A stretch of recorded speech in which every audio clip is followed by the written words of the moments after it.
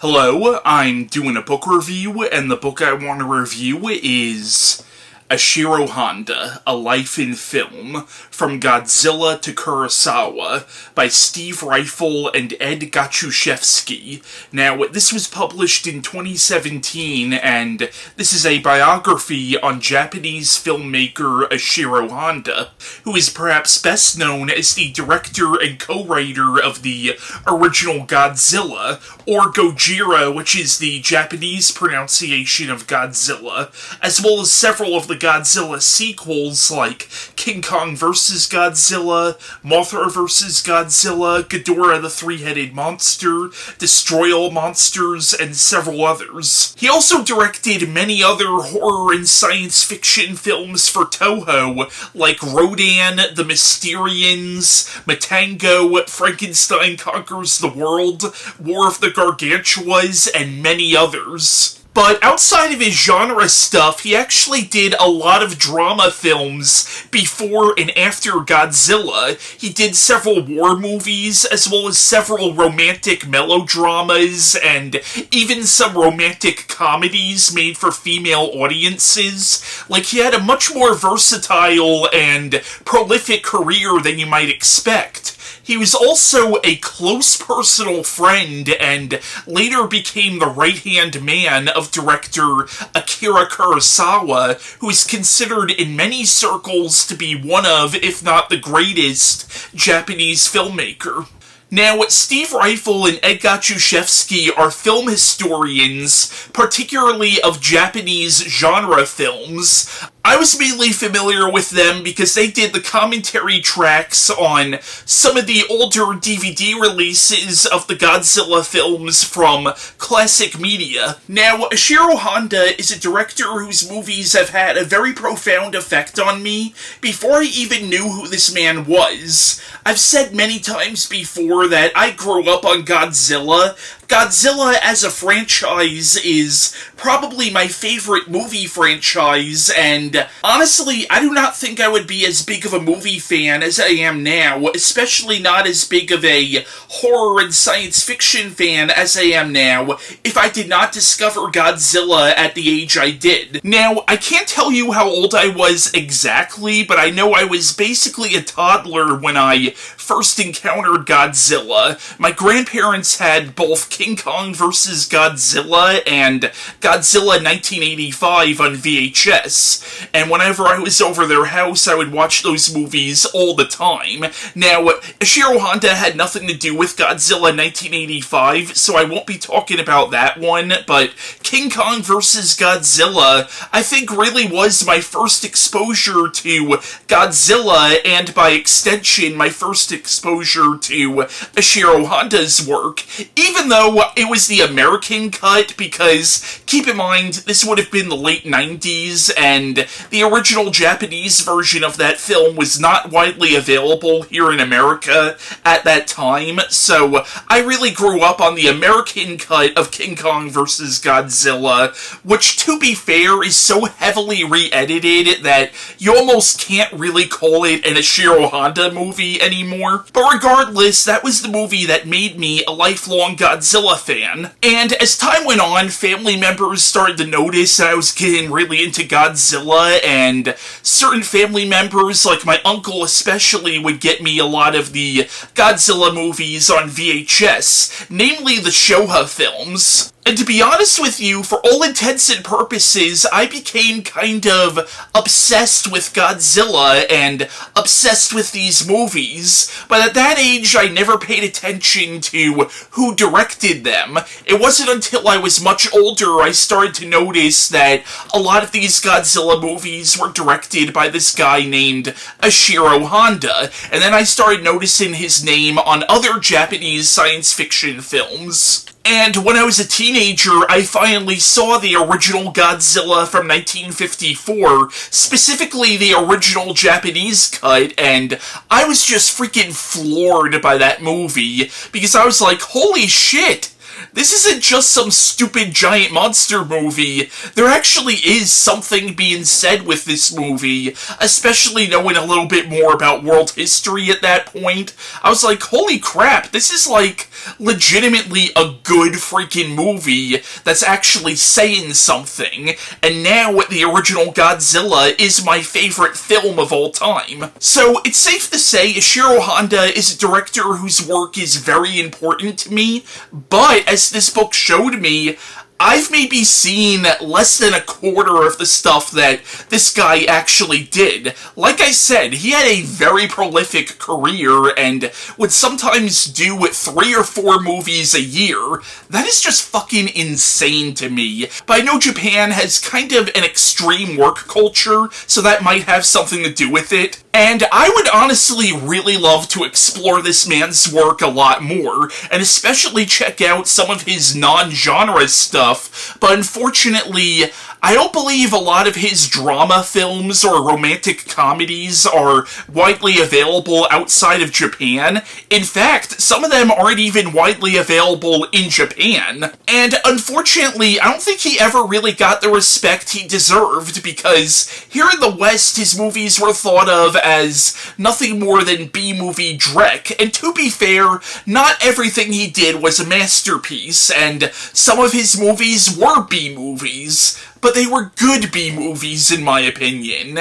And honestly, like, he did so much more than just the kaiju films, but unfortunately, his non-kaiju films really are not widely available here in the West, but even the kaiju films are well made and a lot better than I think critics gave them credit for, both internationally and in Japan. Like, I'll die on this hill. I think the original Gojira deserves just as much credit as a movie like Akira or Rashomon or Seven Samurai. Like, even when the Godzilla franchise became campier and more juvenile, the ones that Ishiro Honda directed still tried to have some form of social commentary, albeit the social commentary in these movies as time went on definitely became more and more shallow, but they were still well-made movies. Like, I recently showed my friend Matt Invasion of Astro-Monster, and as cheesy as that movie is, we both agreed it's still a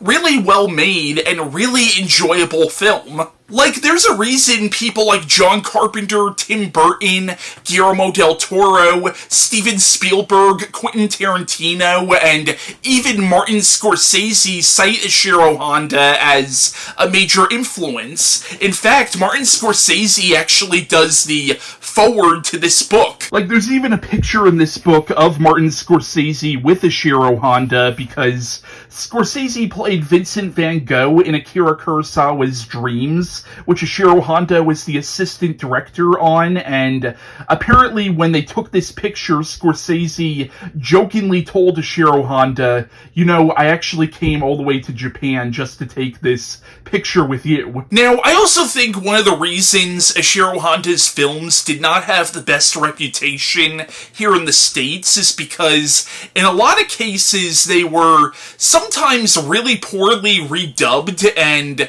in some cases they were so heavily re-edited that they were barely even recognizable from the original versions of the films. But yeah, this was an excellent book. If you are a Godzilla fan or just a fan of kaiju or tokusatsu films in general, you absolutely have to check this out. And honestly, even if you aren't a big fan of those kinds of movies, if you are at all interested in Japanese cinema, particularly the history of Japanese cinema, then definitely check this book out. And honestly, you can learn a lot, not just about film history from this book, but even some world history, because it does go into Ishiro Honda's service in the Japanese military during the Second World War, and it does touch upon the socio-political factors that led to Japan's descent into totalitarianism and imperialism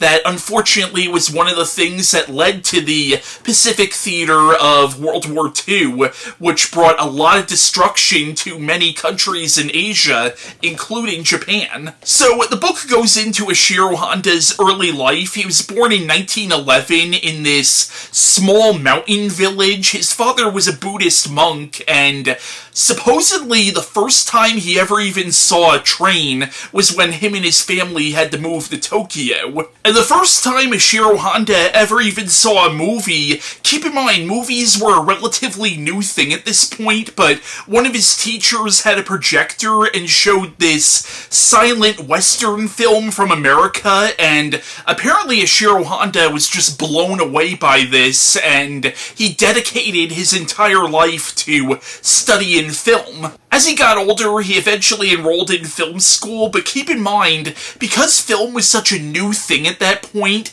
nobody really took it seriously as an art form or even as a lucrative business to go into, and apparently some of the classes that Ishiro Honda took, there were times where the professors wouldn't even show up. But Honda really got his start in film working under director Keijiro Yamamoto. I'm not sure if I'm saying his name properly, but Akira Kurosawa was also a protege of this director, along with Sengichi Taniguchi, who would also go on to become a well-known director, and in fact, Honda, Kurosawa, and Taniguchi apparently became so close that people who knew them nicknamed them the Three Crows. Now, unfortunately, Honda's film career was cut short, or at least put on extended hiatus, because of the war. He was drafted into the Japanese Imperial Army during the Second Sino-Japanese War, which would later become a part of World War II. Now, by all accounts, Ishiro Honda hated the war. Being the son of a Buddhist monk, he was a pacifist. He hated violence, he hated killing, and he hated seeing what the Japanese were doing to other Asian countries, particularly China and Korea, because the Japanese Imperial Army, in some cases, were more brutal than the Nazis. Just look at Unit 731 or the Nanking Massacre. At the same time, Honda was very duty-oriented and believed in doing as you're told, even though the war went against so many of his personal and moral beliefs. Now, over the course of Japan's war with China, Honda was drafted into the army a total of 6 times. Now, during the periods where he was able to return home, he worked on movies, but unfortunately his film career was really being held back by his military service. Military service for, again, a war that he did not believe in. Now, according to the book, Ishiro Honda and Akira Kurosawa, who did not go to the war, they were both kind of secretly hoping that Japan would lose the war because they knew that if Japan won the war, it would be disastrous for both the country itself and for the world at large. Although I'm sure neither of them wanted Japan to lose the war in the way that they actually did. Now, I'll be honest, the parts of this book that focused on Ishiro Honda's time in the war, I thought were the most fascinating sections of the book, and they're the parts of the book that I really wished were longer, and even Steve Ryfle has said that he would love to go into this aspect of Ishiro Honda's life a lot more, but he also acknowledged that he had very limited information to go on. All he really had was stuff that Ishiro Honda has written about his time in the military, as well as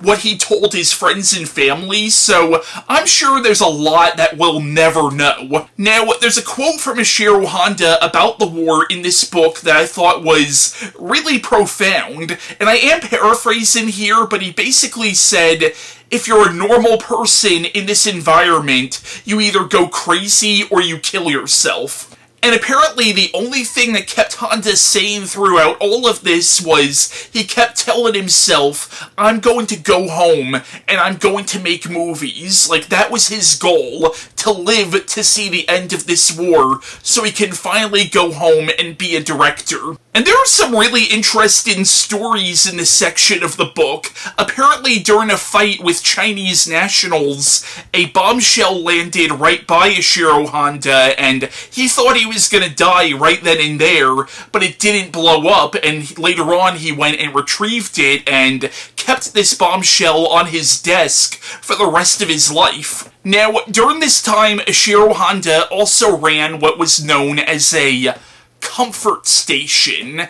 And basically, comfort stations were these brothels that the Japanese Imperial Army ran, where they would force Chinese and Korean women into being what they called comfort wives. What they were is they were sex slaves. There's really no nice way to put it. They were women who were forced into prostitution by the Japanese army. And of course, these were disgusting. These were war crimes, and the fact that Ishiro Honda ran one of these comfort stations, it is kind of a black mark on this man's life. But he did say that he was only there on orders. This was not something he wanted to be doing, and supposedly he treated these women well, and even felt like just as much a prisoner as them.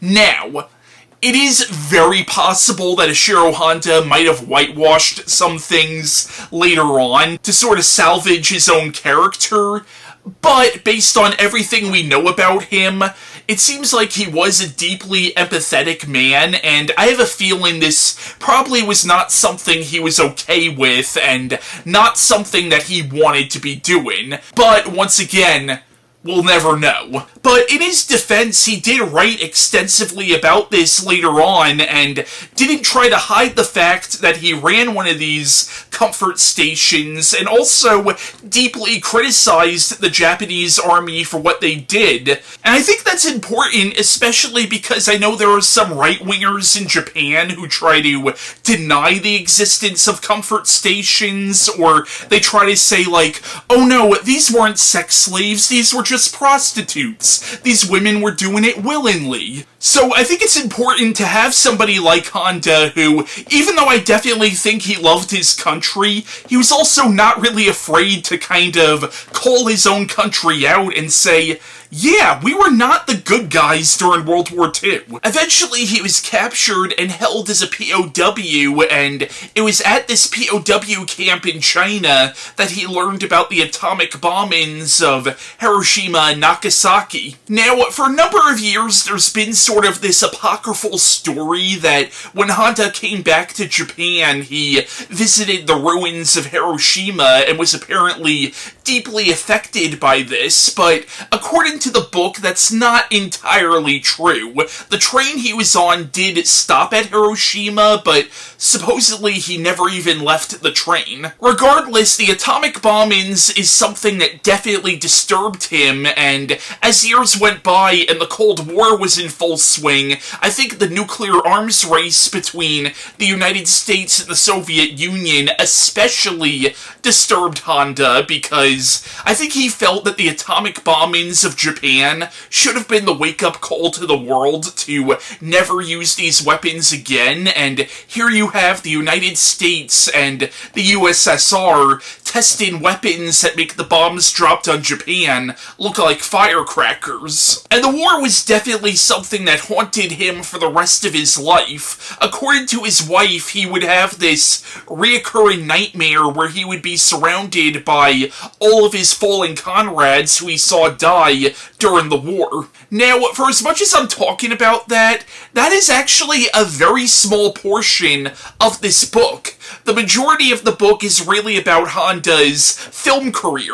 Eventually, Honda started working for Toho again, which was the film studio that he primarily worked for, but unfortunately, because of the war, he was really kind of held back, and a lot of his colleagues have gone on to becoming directors themselves, whereas he was kind of relegated to being an assistant director on films. Like, he was the assistant director on Kurosawa's Stray Dog and a few other films. Eventually, Honda made some documentaries on female pearl divers. Apparently, there are several coastal communities and islands off the coast of Japan where their entire economy is basically dependent on their pearl industry, and apparently it's namely women who dive for pearls in these communities, and it seems like in a lot of these communities, women essentially have all the economic power. But he did a few documentaries on this subject, but his first feature film was a movie called The Blue Pearl, which was a tragic love story sort of set in one of these communities. But this section of the book focuses on the movies that Honda made before Godzilla, most of which were made during the American occupation, and in this section of the book you get a real sense of just how much of a pain in the ass it must have been to make movies in Japan at that time. Not only was the economy decimated because of the war, but the American censors also had a lot of rules of what you could or couldn't put in your movies. One movie from Ishiro Honda that he made during this period that I would love to see, and I actually think this might have came out after the occupation ended, but it's a war movie he did called Farewell Rabaul, which sounds really freaking interesting.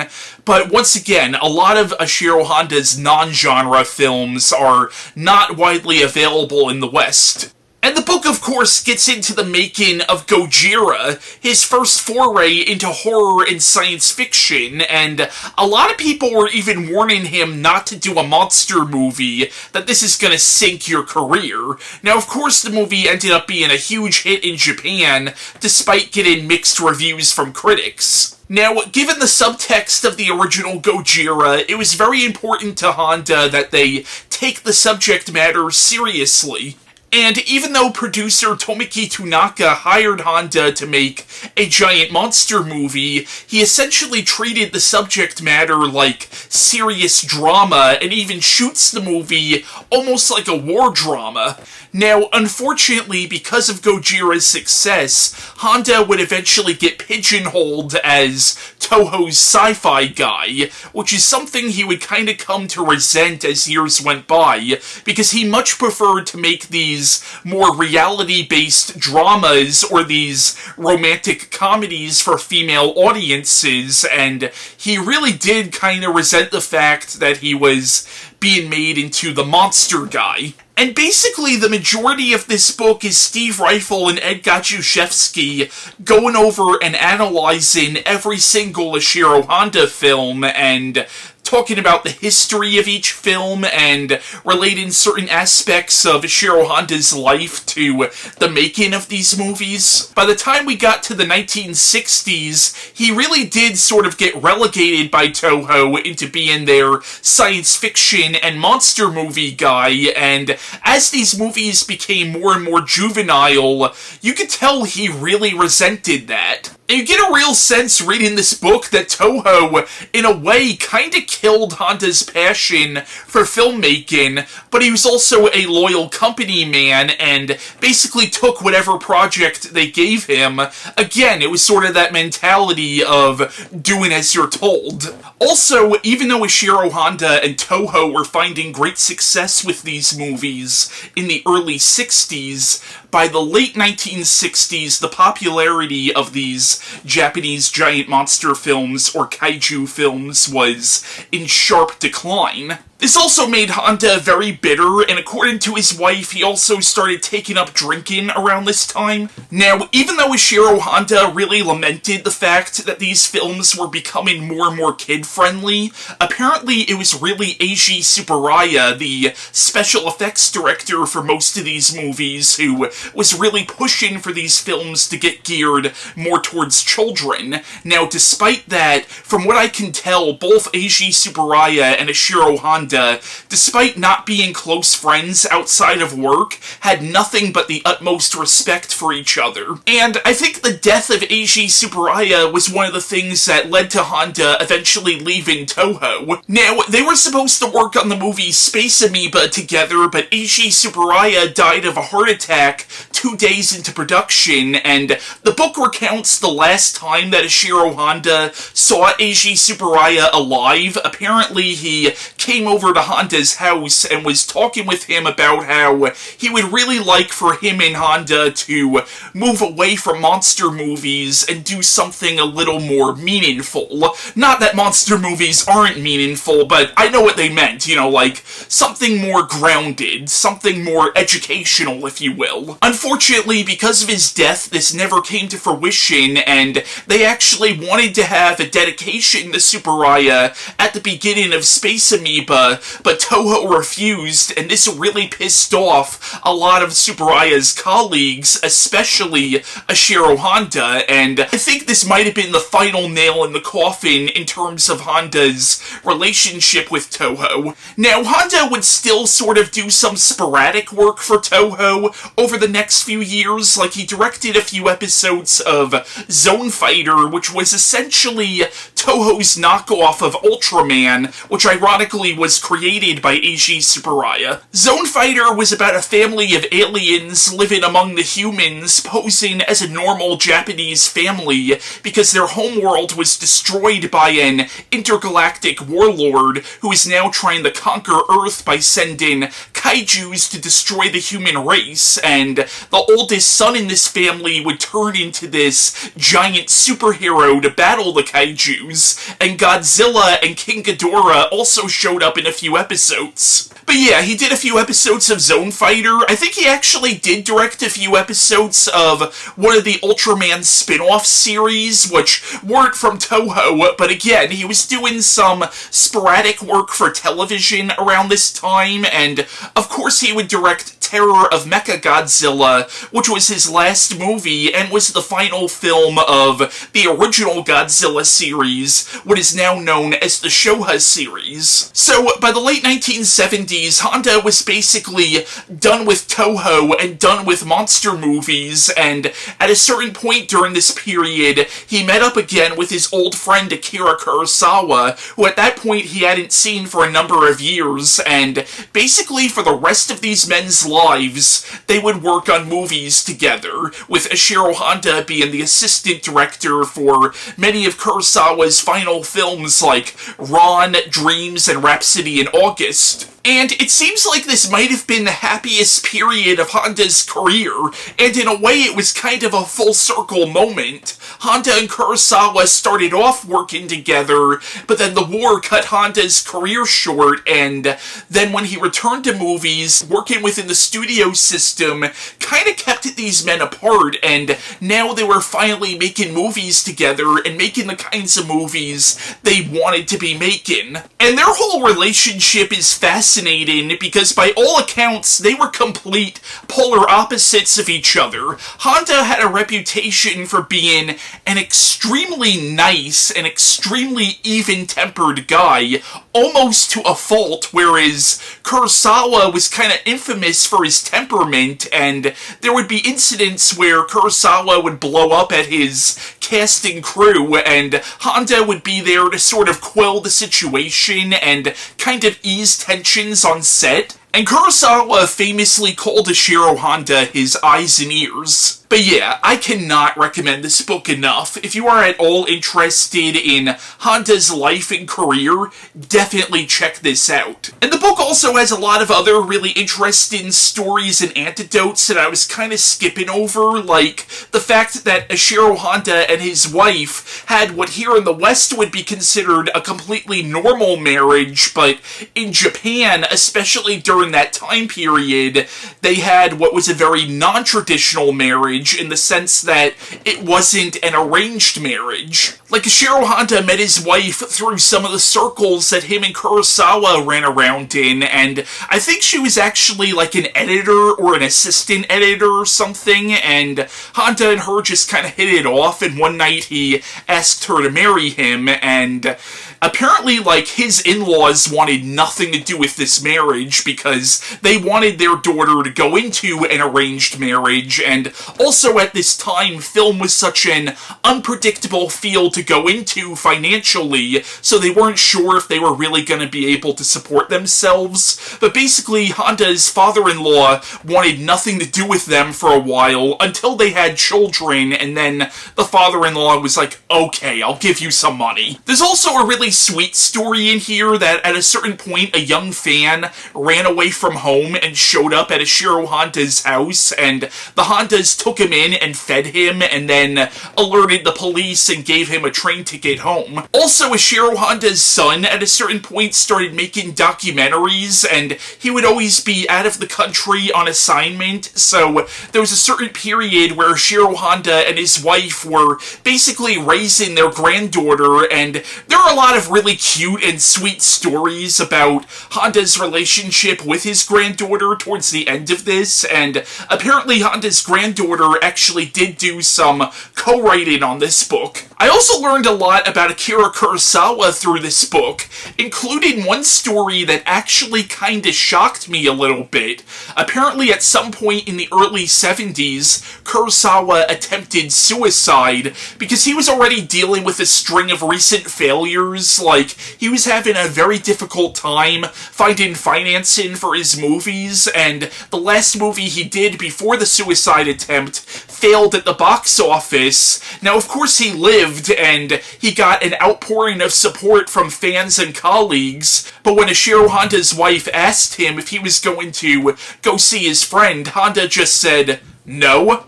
I've had the same kinds of thoughts and feelings as him. He should just stop being a baby about this." And that kinda shocked me a little bit, especially based on everything else I heard about this guy. The fact that he was so unsympathetic to his friend who just attempted suicide. Again, it seemed very out of character for a man like Ishiro Honda. But later on, he did soften up a little bit, and he wrote a letter of sympathy to his friend. Now, before I end this video, I just want to go over each Ishiro Honda film that I personally have seen. Now, I won't spend a whole lot of time on these movies because some of these I already reviewed, and some of these I would like to do standalone reviews on at some point in the future. Now, the first Ishiro Honda movie I want to talk about is, of course, the original Godzilla, which wasn't his first movie, but it was his first science fiction film.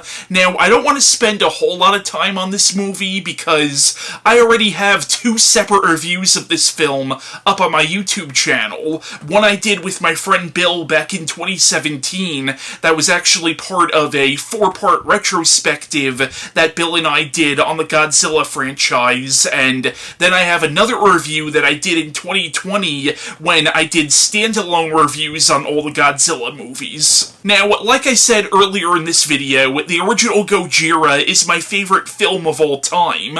I think it's the best of all the 1950s giant monster films. Now, as much as I love the American monster films like Creature from the Black Lagoon, or Them, or Tarantula, or The Deadly Mantis, the reason I think Gojira is more sophisticated than those movies is because it actually takes the subject matter of a giant monster, which, of course, is a ludicrous premise, but it treats it like serious drama. The film essentially plays out like a drama film that just happens to feature a giant monster as the main antagonist, and it's no secret that the movie is essentially a Hiroshima allegory, and Godzilla is a representation not just of the horrors of nuclear war, but of the horrors of World War II.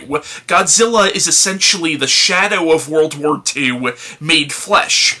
Like, you have a scene in this movie where a mother is telling her children that they'll see their father soon in heaven. You would never see something like that in an American monster film from around this time. Like, it really does treat the subject matter as if it were a real disaster. And even the weapon that they use to kill Godzilla is another metaphor for the atomic bomb, because in the movie you have the character of Dr. Serizawa, who creates this device called the oxygen destroyer, which might be the only thing that can kill Godzilla, but at the same time, it could be more destructive than the creature itself, and he's so terrified that if he uses this weapon, politicians from all over the world would see this and want to weaponize it themselves, and he fears another arms race. Now, because Ishiro Honda and his wife had, for what at the time was a very non-traditional marriage, a lot of Honda's drama films dealt with the clash between the older, more tradition-oriented generation of Japan versus the younger generation, and you actually get a little bit of that in Gojira, although it's not that explicit, but in the movie you have the character of Emiko, who is engaged to be married to Dr. Serizawa, but this is an arranged marriage, and she's trying to break it off and marry this young Marine officer named Ogata. So again, you could tell, and I'm not sure if that was from the original script by Shigeru Kayama, but you can almost tell that's Honda interjecting certain aspects of his own life into the characters. Now, the movie was released 2 years later in America under the title Godzilla King of the Monsters, and this version of the film, besides dubbing over most of the Japanese and English, also adds additional scenes of an American journalist played by Raymond Burr.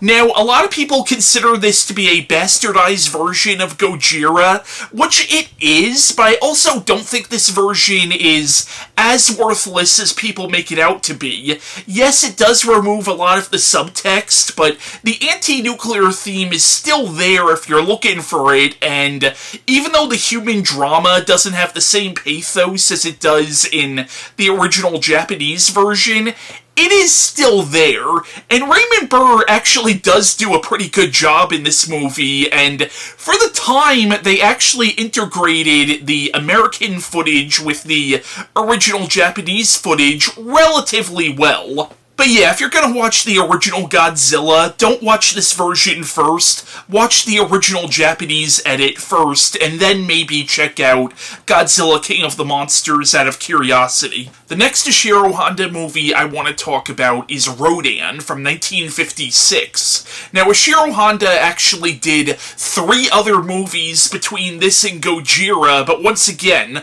I'm only talking about the Ishiro Honda films I've actually seen. Now, Rodan was originally made as a standalone film, but of course the titular antagonist of this movie would go on to become a major character in the Godzilla franchise, sort of retroactively setting this in the same universe as Gojira, even though I do not think that was Ishiro Honda's intention. Now, I don't think this is anywhere near as good as Gojira, but it's still a really good monster movie, and what I like about Rodan is it actually starts off as kind of a murder mystery where you have this mining community and these miners have ended up either dead or missing, and people of this mining community think it was the brother of the main character's girlfriend who committed the murders. Eventually we find out that the murders were being committed by these giant prehistoric insects that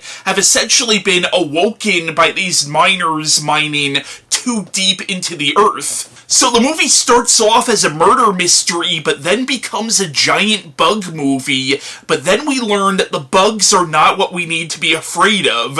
It turns out the bugs are only food for Rodan, a giant prehistoric pterodactyl who now threatens Japan and the world at large, and then another Rodan shows up in the movie. Now, the human drama in Rodan doesn't have the same pathos that it did in Gojira, but it's still pretty decent, and Kenshi Sahara is very likable as the lead. Now, there is social commentary in the film, whereas Gojira was about war and the consequences of nuclear weapons. Rodan is more about environmentalism and what we're doing to the planet. Although nuclear testing is mentioned, and that is presented as a potential theory on how these Rodans could have awoken after millions of years. And much like in Gojira, the demise of the monsters in the end is not really a triumphant ending. Instead, you are meant to feel some sympathy for the Rodans in the end, realizing that they're just the victims of man's hubris, and at the end of the movie, when the two Rodans are burning alive in the lava, the human characters are kind of just standing around with a look on their face like, what have we done? Like, what have we done as a species? The next Ishiro Honda movie I want to talk about is The Mysterians, which is an alien invasion movie that was essentially Toho's answer to stuff like War of the Worlds. Now, for the most part, this is a fun pulp sci-fi movie, but there is social commentary in the film, and there are a lot of thematic connections to Gojira. For example, in the movie The Aliens, The Mysterians, we find out that their civilization was essentially wiped out because of nuclear war. And essentially because of the radiation, their species is now dying, and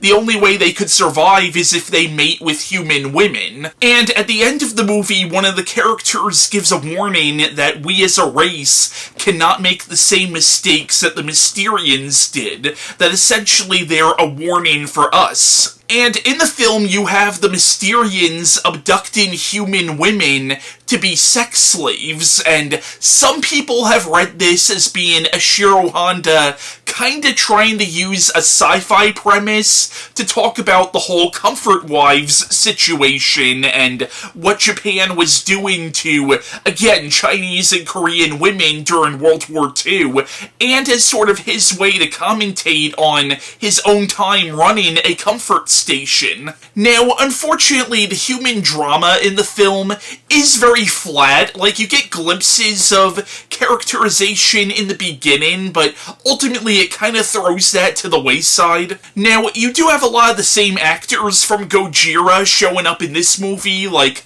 Akihito Hirata, Momoko Kochi, and Takashi Shimura, and you have Kenji Sahara, who played the protagonist in Rodan, playing the hero in this movie. But yeah, The Mysterians is a solid alien invasion film, but I definitely can't say it's one of my favorites. Now, once again, this was made as a totally standalone film, but now in retrospect, it does have sort of a tangential connection to Godzilla, because in the movie, the Mysterians use this giant robot called Megara, and Megara would later show up in the 1994 Godzilla film, Godzilla vs. Space Godzilla. Also, footage from this movie would later get used in the American cut of King Kong vs. Godzilla. The next Honda movie I want to talk about is The H-Man, which came out in 1958, and this was a really interesting one. It was kind of a cross between a sci-fi horror film and a Yakuza or gangster picture. Basically, the movie begins where this gangster is eaten by a blob-like creature, so the police are investigating into this, and they interview the guy's girlfriend, but because of this, the Japanese mafia mistakenly thinks that she's ratting them out to the police, so they put a hit on her, so now this poor girl in the movie is kind of being pursued by both the police, the Yakuza, and these blob-like creatures dubbed the H-Men, who we find out were actually sailors that were exposed to nuclear radiation and mutated into these things. And again, it's that typical Ishiro Honda social commentary, because it's obviously meant to be a parallel to the Lucky Dragon 5 incident, which is an incident that happened in early 1954 when the United States tested a hydrogen bomb and a Japanese fishing boat called the Lucky Dragon 5 sailed a little too close to the testing site, and fallout just rained down on the fishermen, and these men got severe radiation sickness because of this. This incident was also one of the things that inspired Gojira. Again, another thematic connection between this and Gojira. But yeah, The H-Man is a really fun movie. Unfortunately, when it came over to America, it was accused of being a rip-off of The Blob, even though the film went into production before The Blob even came out in America. The next Ishiro Honda movie I want to discuss is Battle in Outer Space from 1959, which is sometimes considered to be a spiritual sequel to the Mysterians because some of the same characters show up in this. However, they're played by different actors, and there really is no reference in this movie to the events of the Mysterians. And I know Steve Ryfle really doesn't consider Battle in Outer Space to be a sequel to the Mysterians at all. Although thematically there are a lot of similarities between the two movies. It's another alien invasion movie, but this was a lot of fun. It's light on the characterization, although Yachio Tsuchiya definitely plays the most interesting character in the film. But for what it is, it's a fun 50s sci-fi movie, and it does have a lot of social commentary, this time really about global cooperation, because in the film you see all these nations like Japan, China, the United States, the Soviet Union, Iran, all coming together to take on this alien threat, and that's a theme you would see throughout a lot of Ishiro Honda's science fiction films, is this idea of global cooperation, this idea that we must all come together in times of crisis. Now, Akira Ifukube did the score for this one, and samples of his music from this would later get used in 1972's Godzilla vs. Gigan, which is not one of the Godzilla movies that Ishiro Honda directed, so I won't be talking about it, but as I was watching this movie, I was kind of distracted because I grew up on Godzilla vs. Gigan, so the whole time I'm like, hey, this is the music from Godzilla vs. Gigan, even though this came out over a decade beforehand. The next Ishiro Honda movie I want to talk about is Mothra from 1961. Now, this was actually based on a book which came out the year prior called The Luminous Fairies in Mothra. I've never read the book because I don't believe it was ever translated to English, and I don't remember who exactly wrote the book, but I know it was written by 3 separate writers, and I think it originated as a serial novel. Now, Mothra really was a turning point as far as Toho's Kaiju Eiga is concerned, because it's much more of a fantasy film than a science fiction movie, and even though there is social commentary in the film, the movie is a lot more lighthearted than what came before. Ishiro Honda has even said that he wanted Mothra to have the feel of a Disney movie. He's even said that he would love to see Disney do an animated remake of Mothra. It was also a turning point in the sense that this was really the first time in one of Toho's giant monster movies where the monster was actually the good guy. Yes, Mothra does cause a lot of destruction in the movie, and it could be assumed that a lot of innocent people did get killed.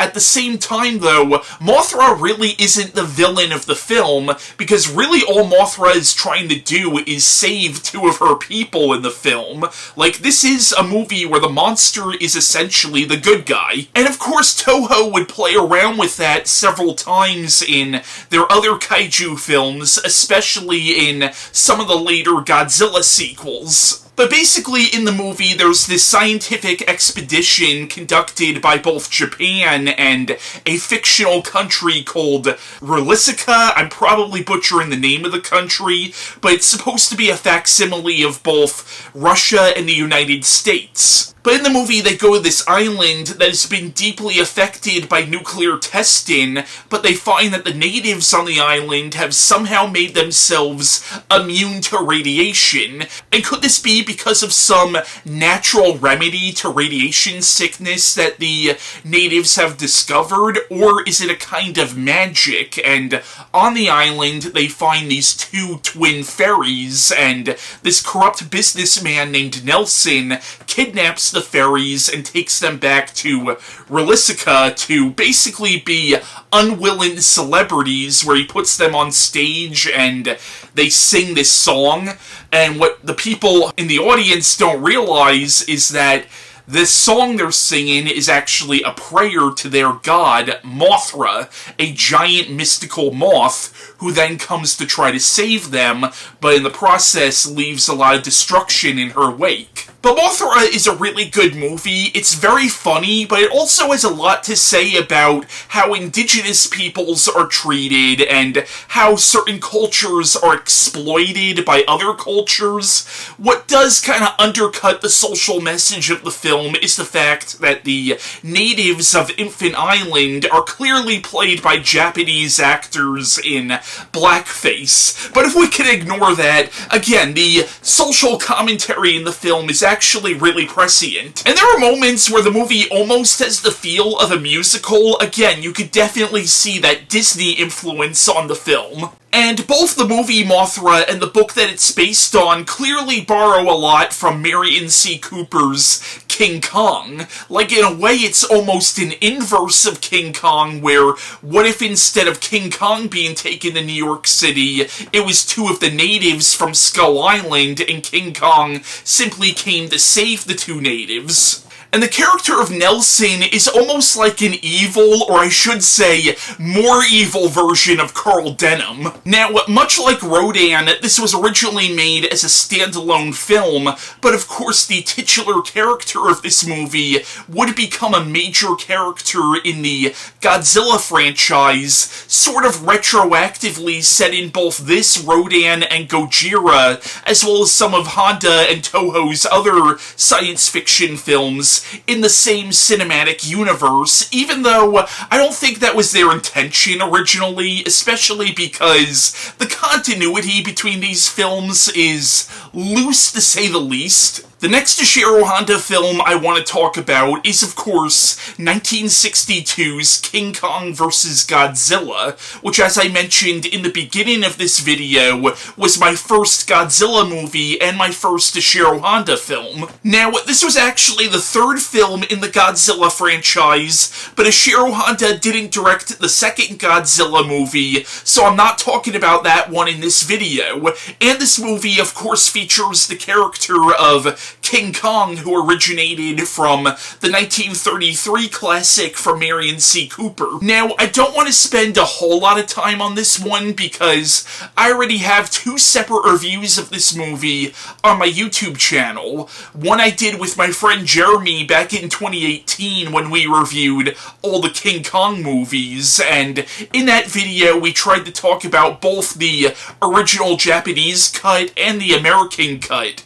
In 2020, when I did standalone reviews on all the Godzilla movies, I specifically reviewed the American cut. Now, I did specifically rewatch the original Japanese cut of King Kong vs. Godzilla in preparation for this video, only because that's the truest to Ishiro Honda's vision. But King Kong vs. Godzilla, specifically the original Japanese cut, is a comedy. It's basically a parody on the first two Godzilla movies, and a loose parody on the original King Kong. Now, it is interesting if you consider how dark the original Godzilla is, that tonally this movie is a complete 180 from the original Gojira, yet it's from the same director and we're only 3 movies in. But the movie does have social commentary. It's basically a satire on the media and how Ishiro Honda felt that television was kind of talking down to its audience and in some ways was dumbing down the Japanese public. Like, in the movie when Godzilla returns, the media is sort of sensationalizing it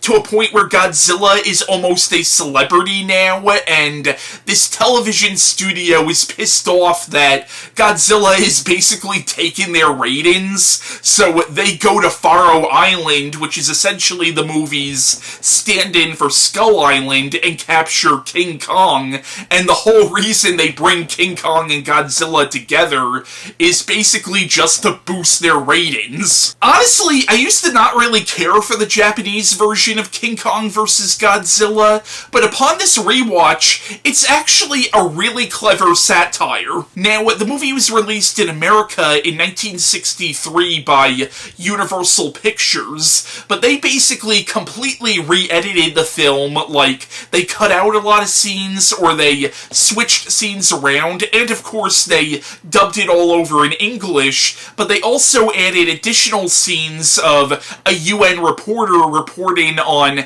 King Kong and Godzilla's fight. And the American version also cuts out all the satire and makes it more of a generic monster movie. Now, I do like the American version for what it is, and in some ways I actually do prefer it, only because it is the version that I grew up on. At the same time, though, I do recommend trying to check out the original Japanese cut. Unfortunately, it's not widely available here in the States. I have it on a bootleg, but I do believe it is available now on that Criterion box set that was released a few years ago, which I'm embarrassed to admit I still don't own. The next Ishiro Honda movie I want to discuss is Matango from 1963, which is probably Ishiro Honda's darkest movie next to Gojira, and it's definitely his most nihilistic film.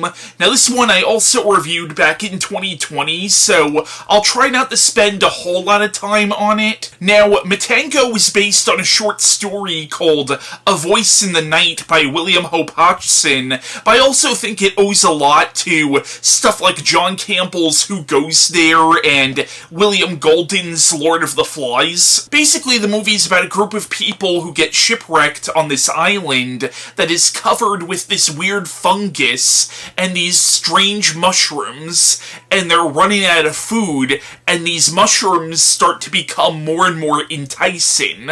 But it's a very creepy movie, and the film definitely seems to be a critique on capitalism. Also in the movie, it is heavily implied that the reason this fungus and these mushrooms are the way they are is because they were exposed to radiation from nuclear testing. So you do get Ishiro Honda's typical anti-nuclear commentary in the film, and also the people affected with the fungus in the movie, I don't know if it was intentional or not, but a lot of people at the time said it looked very similar to victims of the atomic bombings, and the film was actually a source of some controversy in Japan at the time, and was even almost banned. And I gotta say, the laugh of the mushroom creatures is fucking haunting. Now, the movie was released in America under the title Attack of the Mushroom People, which is definitely a much cheesier title than Matango.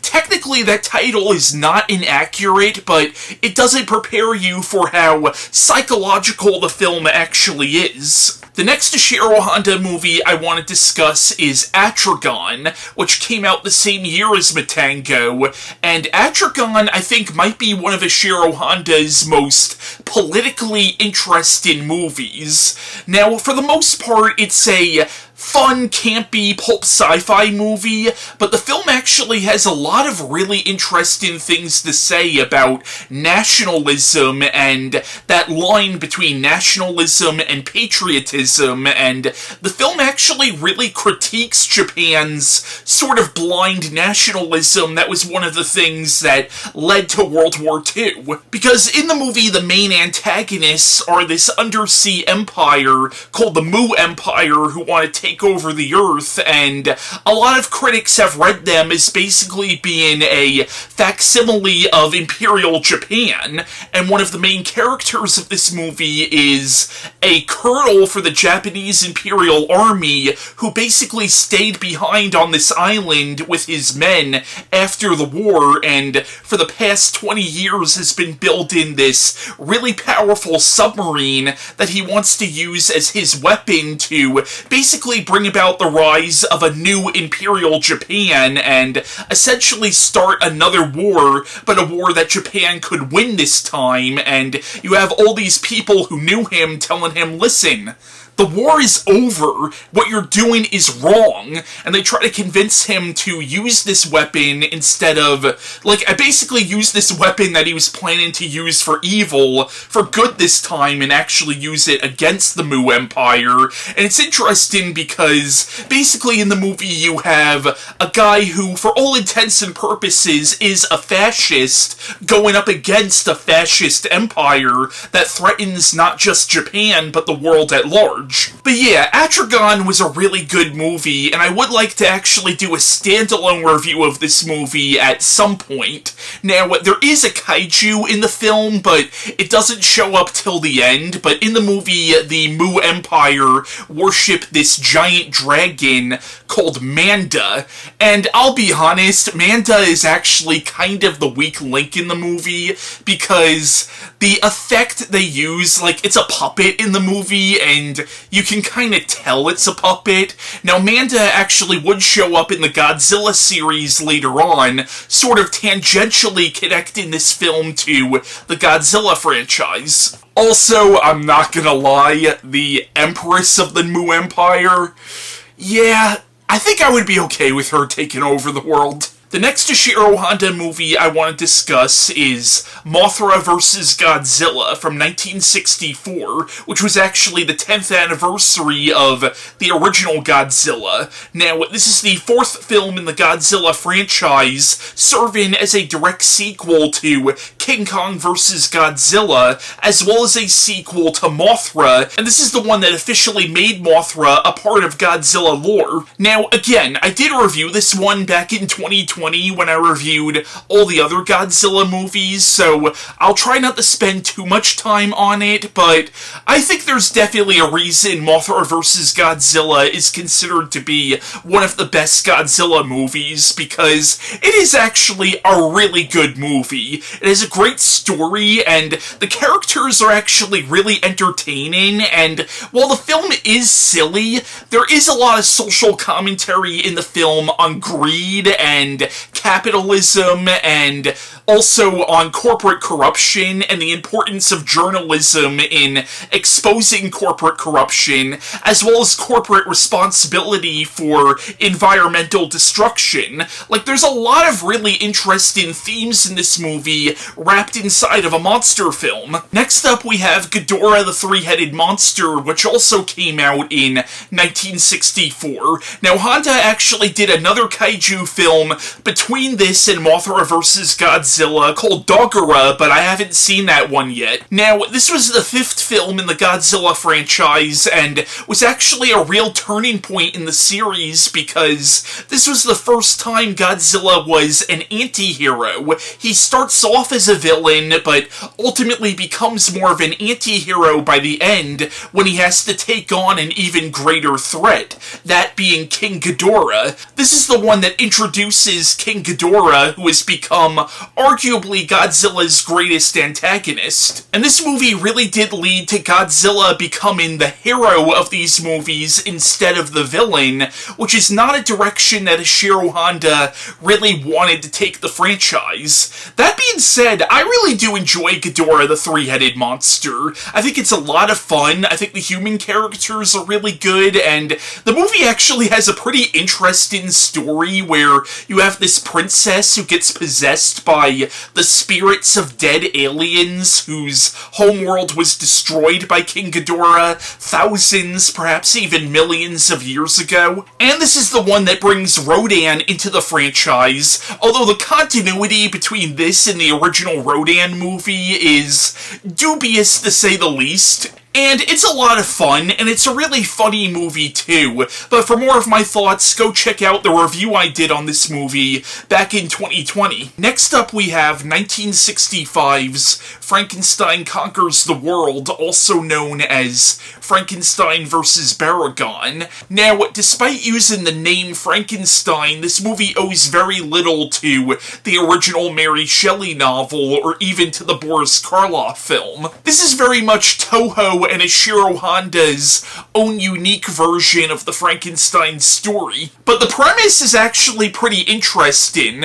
The idea is that the Nazis during World War II were experimenting with the heart of the Frankenstein monster, but then they gave it off to the Japanese Imperial Army, and it was sent to this facility at Hiroshima shortly before the atomic bombing of Hiroshima, and when the atomic bombing happened, happened, it exposed the heart of the Frankenstein monster to the radiation, and in the years since, basically a seemingly human boy has sort of grown out of that heart. And this boy is continuously growing and growing, and eventually he grows to the size of a giant and has to battle a dinosaur-like creature called Baragon, who would later show up in 2 of the Godzilla movies, sort of retroactively setting this in the Godzilla universe. And I'm not gonna lie, given the anti-nuclear theme that runs throughout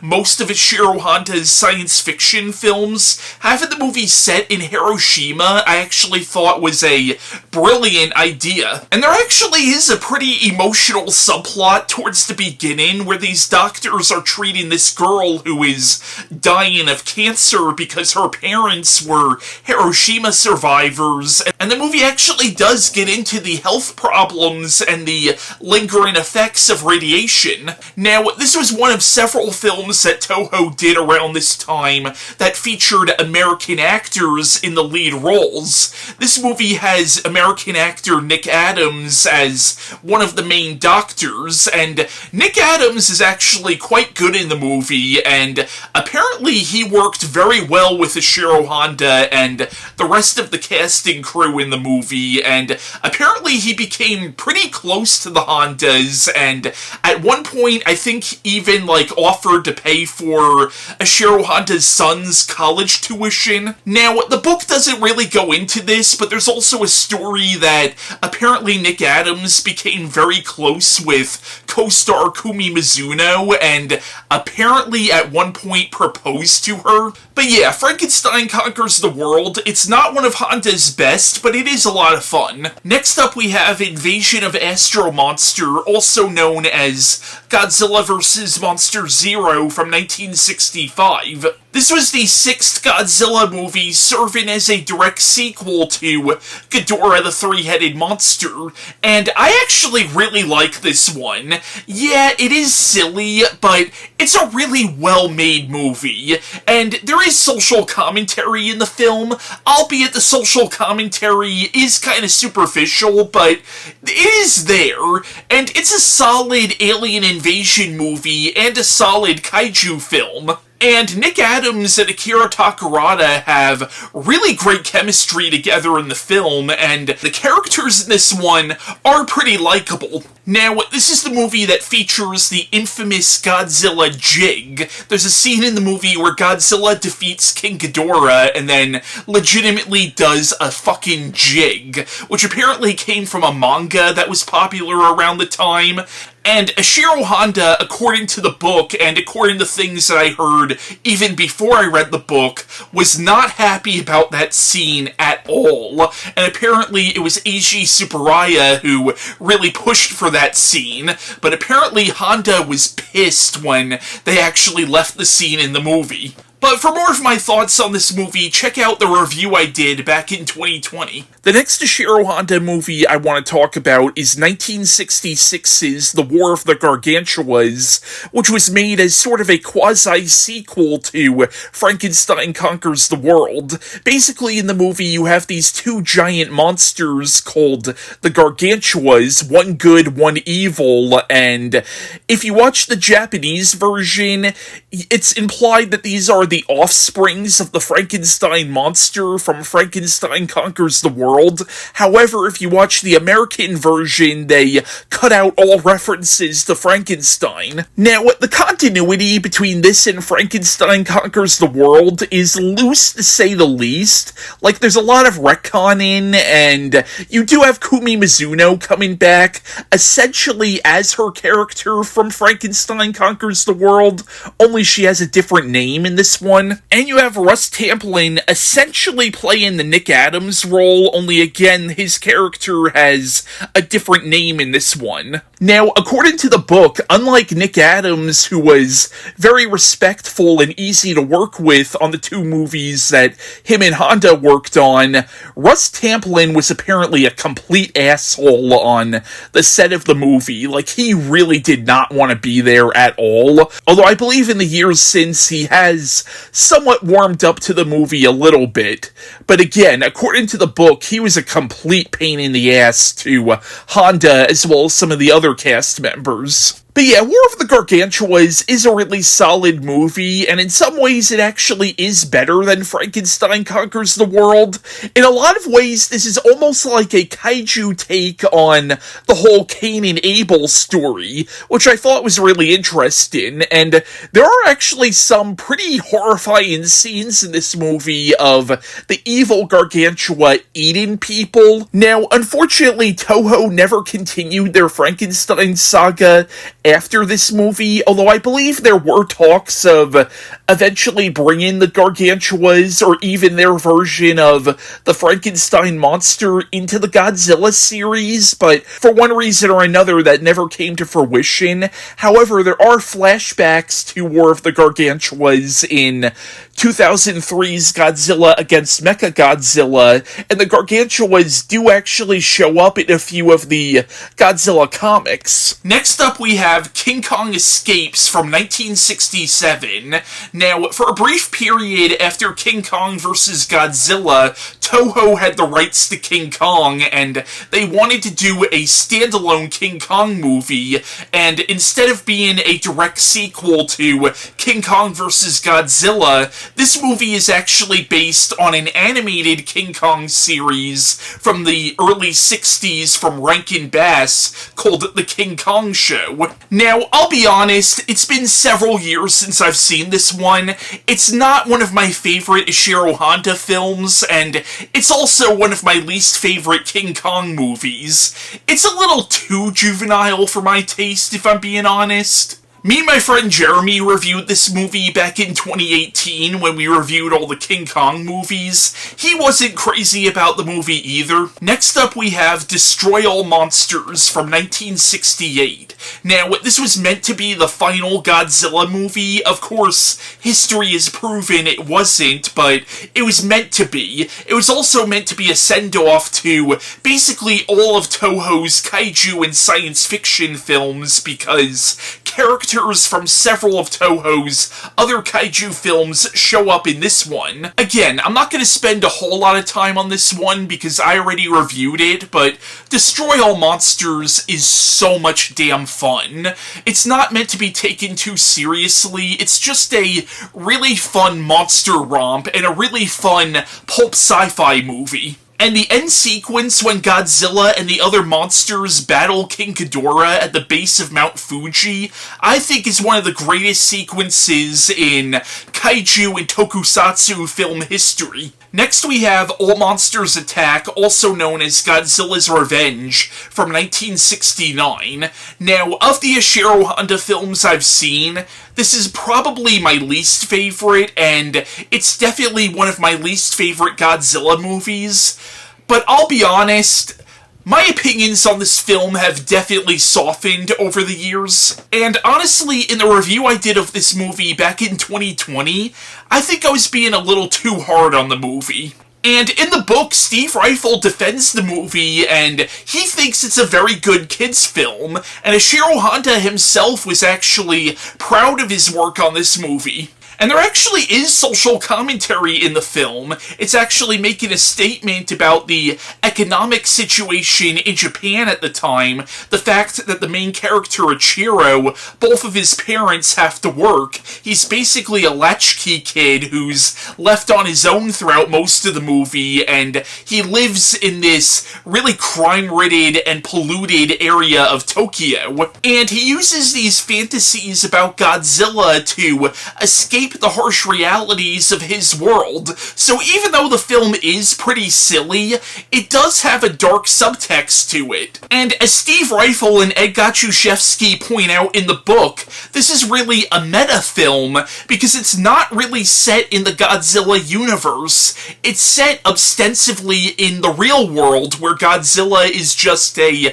fictional character, and this kid is just daydreaming about some of his favorite scenes from the Godzilla franchise. Again, I'm still not a huge fan of this one, but I think I get the movie now a lot more than I did. Next up, we have Terror of Mechagodzilla from 1975, which, as I said earlier in this video, was Ishiro Honda's final film and the last film of the original Godzilla series before the series was rebooted 9 years later. Now, this was a direct sequel to Godzilla vs. Mechagodzilla, which was not directed by Ishiro Honda. It was directed by Jun Fukuda, who directed most of the Godzilla films in the 70s. Now, growing up, this was always one of my least favorite Godzilla movies, but that's because I mainly grew up on the American edit of the film, which basically butchers the original version. But a few years ago, I did see the original Japanese version, and now I think it's not one of my favorite Godzilla movies, but I think it's a really interesting film. And this one actually does try to bring the series back to its roots a little bit, where there's a much heavier emphasis on the human characters in this one, and even though Godzilla is still the good guy in this one, and even though it is a little goofy, it's definitely a lot darker than most of the Godzilla movies from this era. But for more of my thoughts, check out the review I did on this one back in 2020.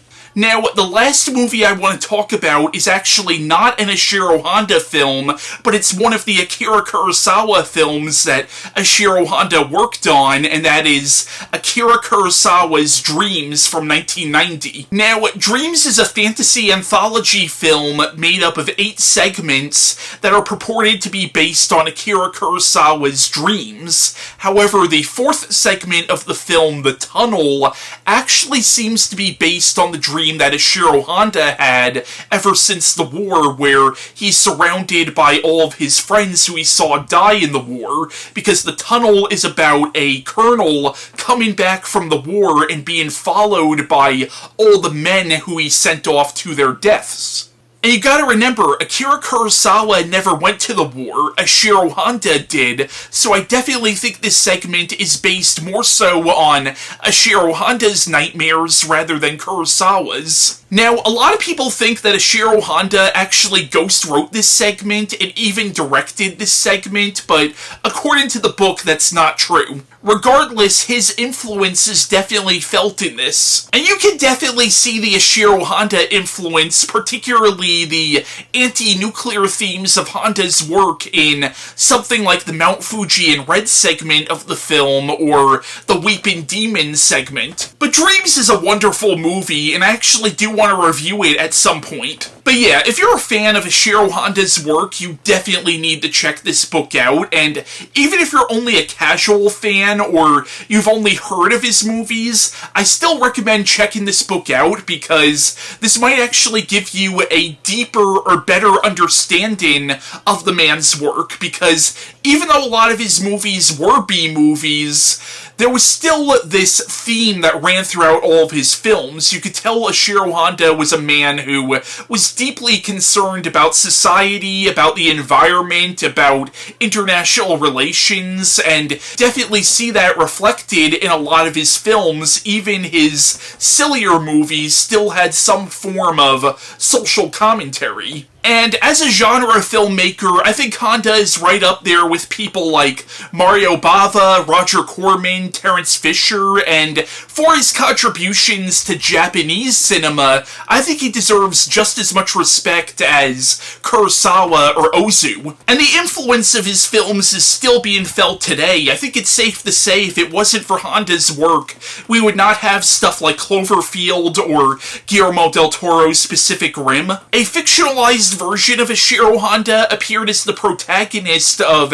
an episode of the DC superhero series Legends of Tomorrow. And of course, the character that Ishiro Honda is most famous for co-creating, Godzilla, is arguably more popular today than he's ever been, where within the last couple of months you've had 2 completely unconnected Godzilla movies coming out only within a few months of each other, Godzilla -1 and Godzilla X Kong: The New Empire. And -1 recently won the Academy Award for Best Visual Effects at this year's Oscars, and of course the most recent American Godzilla film is currently out in theaters now. So once again, the legacy of Ishiro Honda and Godzilla is still going strong to this day, and probably will still go on for decades to come. So yeah, that was my review of Ishiro Honda, A Life in Film by Steve Ryfle and Ed Godziszewski, and bye.